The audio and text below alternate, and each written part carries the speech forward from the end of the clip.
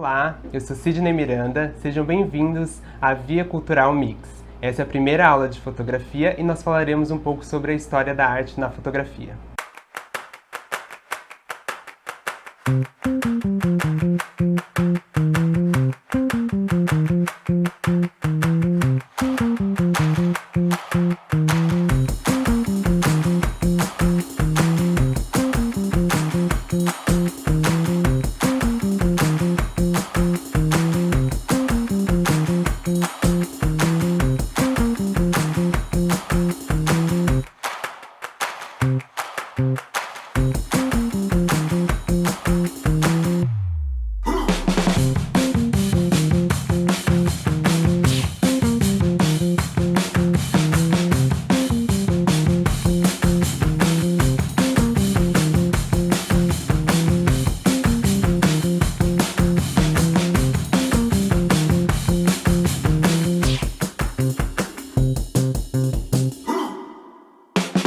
Bom, pensando um pouco na fotografia e também na questão do registro, o ser humano sempre quis se registrar ao longo do tempo.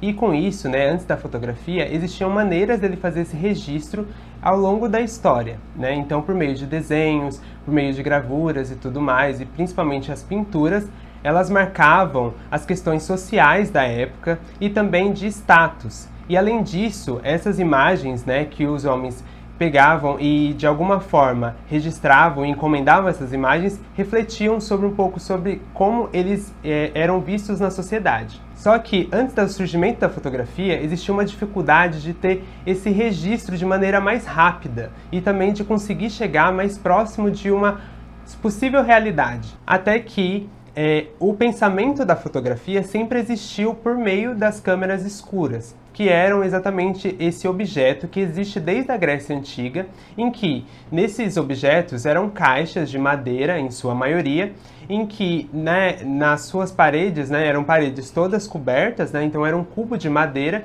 em que uma das paredes tinha um orifício que era por onde entrava a luz do sol. Essa imagem que mostrava, nesse momento já entendia-se um pouco mais sobre a ótica da fotografia. Então, era possível que, por meio dessa caixa escura que entra essa luz, a gente conseguia ver essa imagem que está para o lado de fora, no caso a paisagem, de uma maneira invertida e ao contrário. E aí, com esse pensamento a gente já conseguiu trabalhar muitas questões do registro mais perto de uma realidade. Com isso, já os desenhistas e os arquitetos daquela época, desde a Grécia Antiga, já conseguiam fazer esses registros de questões geográficas e tudo mais por meio dessa imagem que era refletida. A única questão disso é que nessa imagem refletida a gente não tinha, primeiro, um fixamento dessa imagem ao longo do tempo, então eles tinham que fazer isso dentro de determinados períodos, porque a luz do sol ia ter essa variação, e sem falar que essa imagem também que ia ser refletida, ela precisava ser desenhada ou pintada, o que traria também um pouco mais de trabalho dentro dessa execução, desse registro desse ser humano no meio dessa sociedade. Até que no início do século XIX, Niepce vai entender um pouco mais sobre o processo químico que envolve essa caixa escura, essa câmera escura.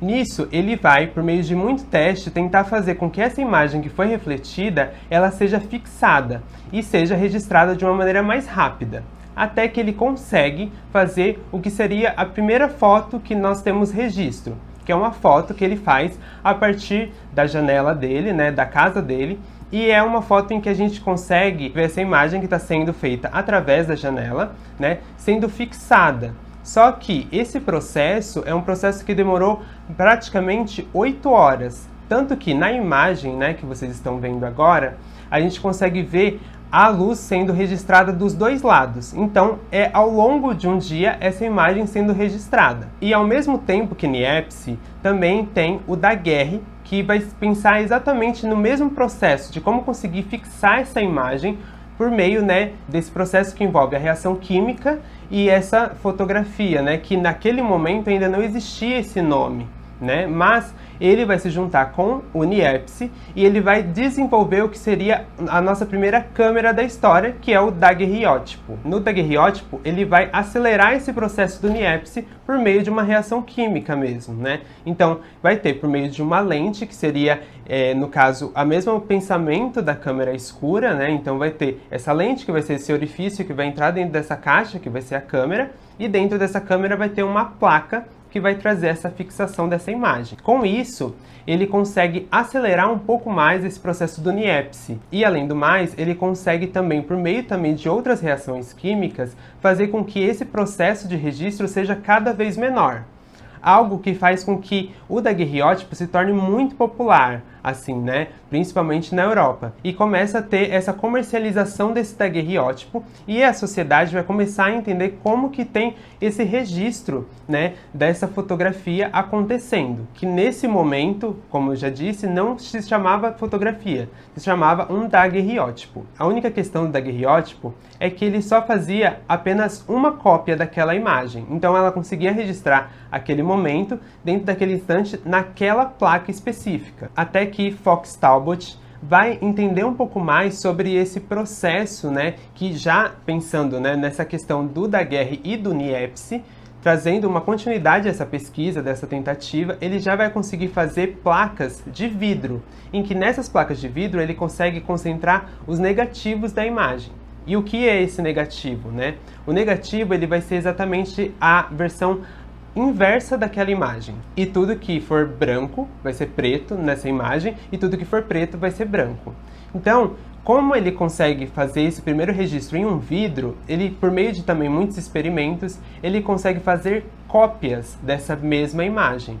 E aí é um momento em que a gente já tem uma aceleração dessa forma de fazer a fotografia, né? Porque por meio dessas cópias, como ele fazia isso, né? Ele pegava essa placa de vidro, que ela tem a transparência, que já é mais um fator muito importante da fotografia, e assim ele consegue, por meio, né, de uma folha emulsificada com os químicos, trazer exatamente essa questão da cópia. Ele vai pegar esse mesmo negativo feito pelo vidro, colocar no sol, expor esse negativo ao sol, e tudo que for preto na imagem vai ser impedido de chegar, né, até a parte dessa folha que vai estar embaixo.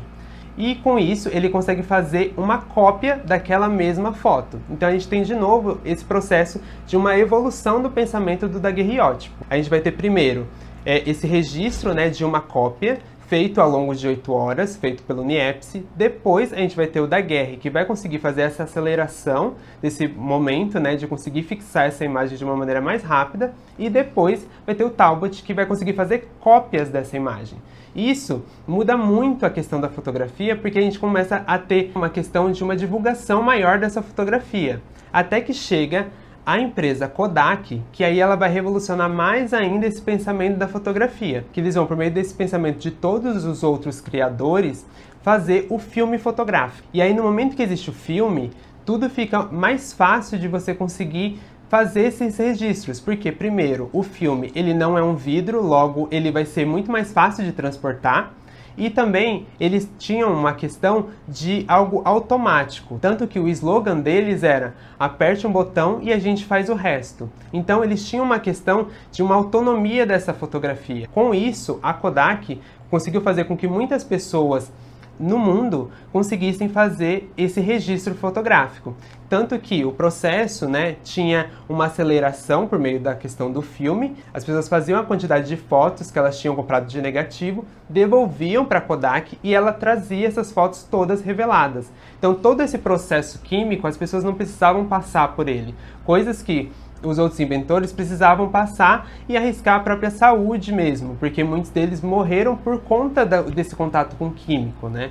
Então a gente começa já com esse processo de uma aceleração dessa forma de fazer foto e também de entender como que essa foto vai ser gerada no mundo, porque a gente tem cada vez mais cópias e também cada vez mais maneiras, né, de se fazer essa foto. E assim como nesse momento em que a gente carrega um celular no bolso todos os dias e a gente carrega uma câmera, né, a todo momento, com a questão do filme, foi dado, né, essa liberdade para as pessoas conseguirem fazer esse acompanhamento. Então a gente vai ter a questão do filme e depois a gente vai ter uma digitalização dessa imagem que vai fazer ainda mais uma aceleração até chegar ao que a gente tem hoje dos celulares. Algo muito importante aqui é que a gente vai sair de uma imagem tradicional para uma imagem técnica, termo usado pelo Wilhelm Fluxer nesse livro aqui, que é A Filosofia da Caixa Preta, que ele vai determinar esses pontos, que ele vai falar a diferença entre uma imagem tradicional, que é essa imagem que a gente já fazia, né, por meio das pinturas, dos desenhos e das gravuras,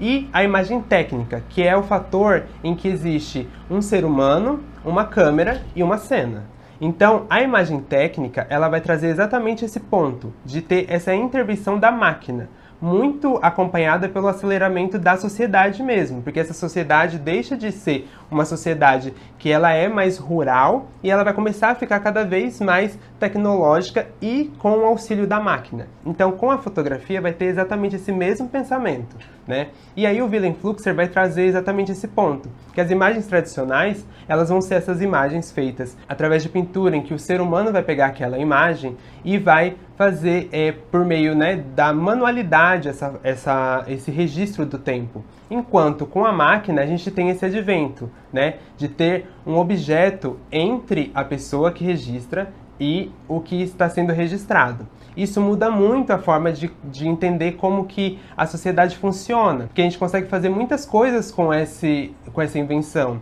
desde o ato fotográfico mesmo, né, de conseguir fazer imagens, até o momento da gente conseguir também evoluir na questão médica e tudo mais, quando a gente pensa na radiografia e tudo mais. Tudo isso faz parte dessa evolução do pensamento fotográfico. A gente consegue fazer esse registro ao longo do tempo de uma maneira cada vez mais expressa pelo advento da máquina. Um ponto importantíssimo nessa questão aqui que a gente está falando um pouco sobre a história da fotografia e a história da arte é entender que o nome fotografia surgiu no Brasil, né? Foi o Hércules Florenzi, que é um suíço brasileiro, que estava aqui no mesmo momento em que o Daguerre e o Niepce estavam pensando a questão do registro fotográfico, né? Ele foi a pessoa que usou, né, de termos gregos, né, em que foto significa luz e grafia escrita, e inventou a palavra fotografia, muito antes da palavra photography em inglês. Então, é muito interessante pensar que tudo isso, né, todo esse pensamento da fotografia e da maneira de fixar é algo que o mundo todo está pensando. Então, a gente sai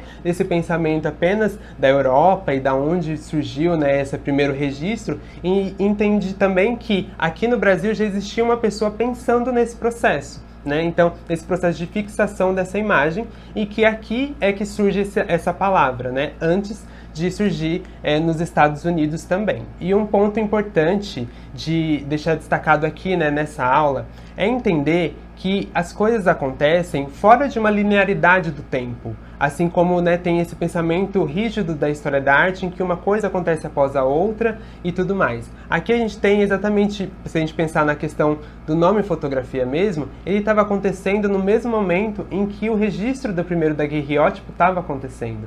Então, é pensar que a história, ela acontece de muitas maneiras e ao mesmo tempo.